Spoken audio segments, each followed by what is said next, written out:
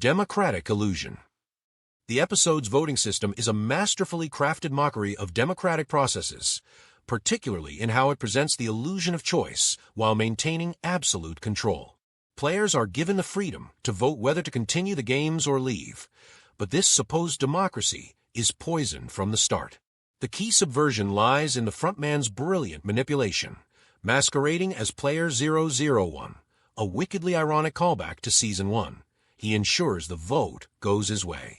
It's like giving someone the choice between jumping off a cliff or being pushed, then calling it free will. Consider these layers. The timing of the vote. It comes after they've witnessed 91 deaths, when they're traumatized and desperate. The democracy is introduced at their most vulnerable moment. The economic coercion. Players can keep their earnings if they leave, creating a false equivalency between blood money and survival. It's capitalism wearing democracy's clothes. The mathematical manipulation. The close vote split is no accident.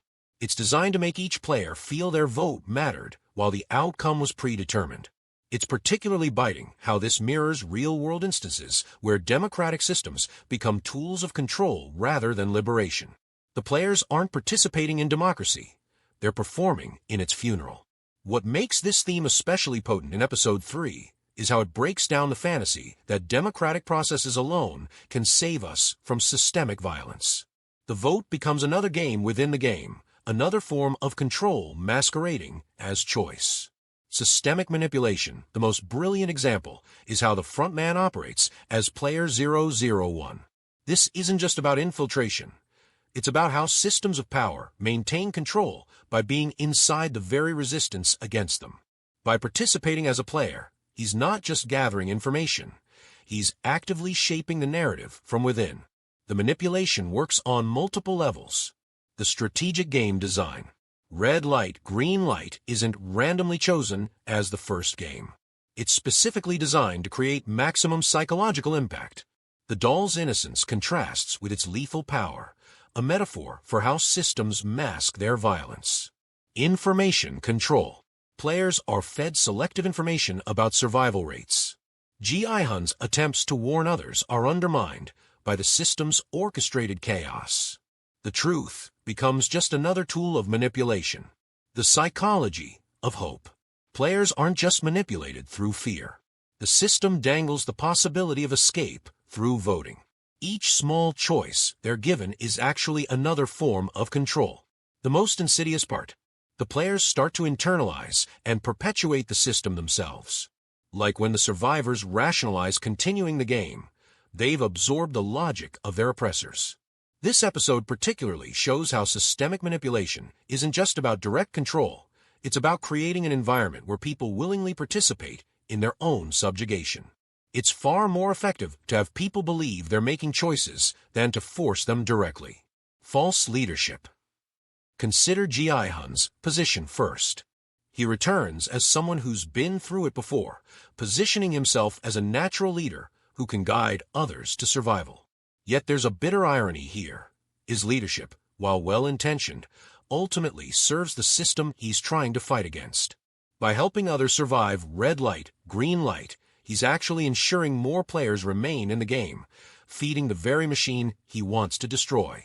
The most brilliant exploration of false leadership comes through the frontman's masquerade as Player 001.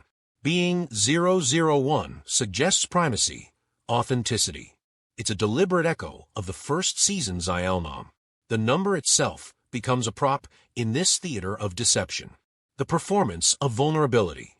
He presents himself as just another desperate player, uses this perceived powerlessness to actually exert maximum power. His decisive vote becomes more impactful because it comes from a supposed equal. The episode shows how false leadership operates not just through obvious deception, but through careful manipulation of authenticity itself. The most effective false leaders aren't those who simply lie. They're those who transform truth itself into a tool of control. This theme particularly resonates when you consider how the entire game's structure relies on these overlapping layers of false leadership. From the pink soldiers to the VIPs, everyone's authority is ultimately a performance, serving a larger system of control. Manufactured choice. The pivotal voting scene is the perfect crystallization of manufactured choice. 91 people just died in red light, green light. The survivors are traumatized, and suddenly they're given a democratic choice to leave or stay. It's like asking someone if they'd prefer to drink salt water or sea water. Technically a choice, but fundamentally corrupt. Dissect the layers. The economic trap. Players can choose to leave with their current winnings. But the system knows their desperate circumstances haven't changed. The choice between poverty and potential death isn't really a choice at all. The social pressure. The voting is public, not private. Players watch each other's decisions. Peer pressure becomes another form of control. The rigged outcome.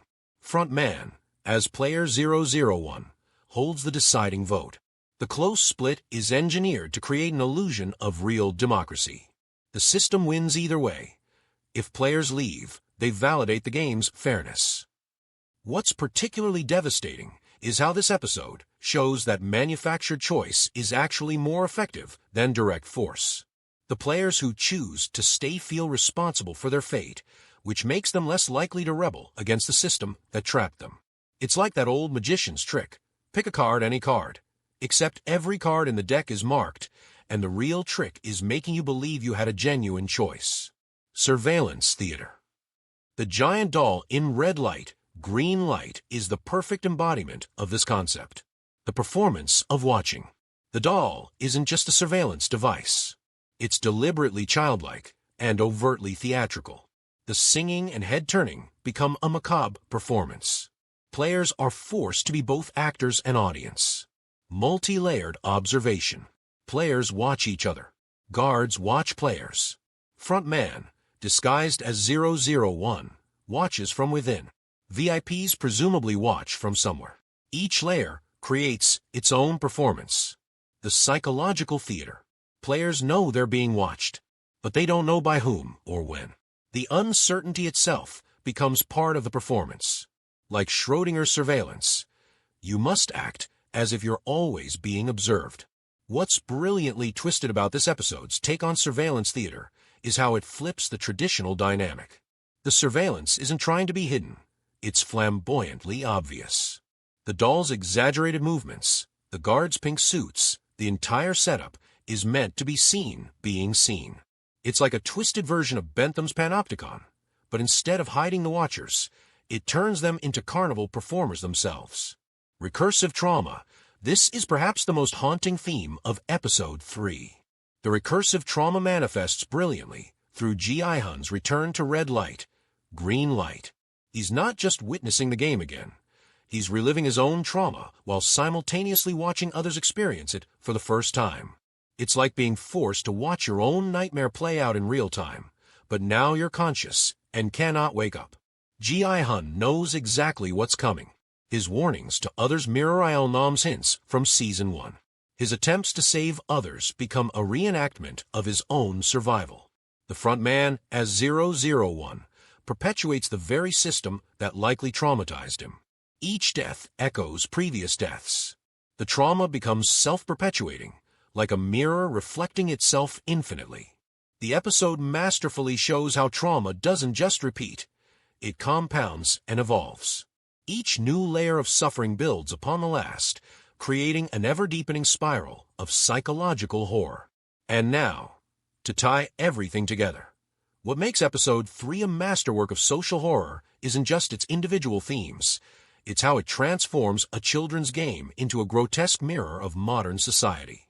Through democratic illusion, systemic manipulation, false leadership, manufactured choice, surveillance theater, and recursive trauma, the episode crafts something far more terrifying than simple death games. How each theme reinforces the others. The surveillance creates trauma. The trauma enables manipulation. The manipulation feeds false leadership, and so on, creating a perfect machine of psychological and social control that's as elegant as is terrifying. It shows us how willingly we dance to the strings of power while convincing ourselves we're choosing the steps. The front man's masquerade as player 001 isn't just a clever plot twist. It's the perfect metaphor for how power operates in our world.